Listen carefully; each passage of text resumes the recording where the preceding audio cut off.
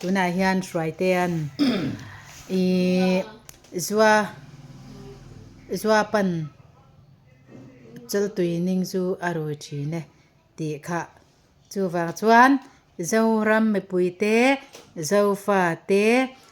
pathian lama hoi tur khan hruai te pon adu em a chu wangin zua pa te po khanin chal tui ning zu kha rui to lo ulangin chung ko ti buai tu ania khotlang ti buai tu ania wang khan chu wang chuan hruai te mang hian kan au cheu ani hruai te no saro se zua pan chal tui ning zu arui thine ti kamo Anton Beten Lesen Thian Tình nê mê lô về Thím tu lấy ta hiền Xuân kinh nào tôn Nhìn xa đến dần Ôi nắng nắng vào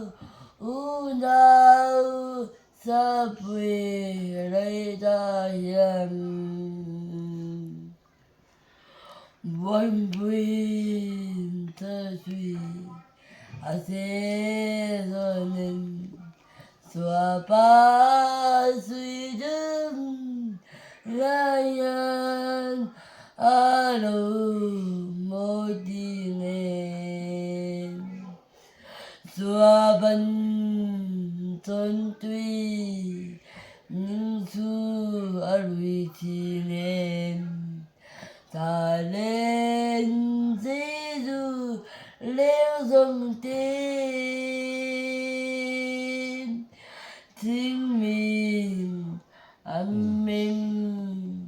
lâm lưu lên luôn ban tình ai ai tu nu nua thì alu lê thuyền Dua ban tôn tuy nên dính gió về Dua ba suy đơn ai đâu một tiếng em Dua ban tôn tuy nhưng dù arui tiếng em ta lên Giêsu leo dòng tên chính mình amen lâm lưu dân tuan man tình an ai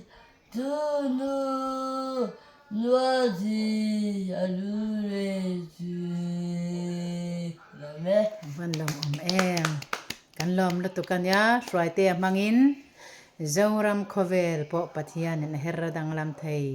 chu wangin tuna hruai te hnaron sakha pathian in malmin som sak turin pathian ma po kan ngen ni ro se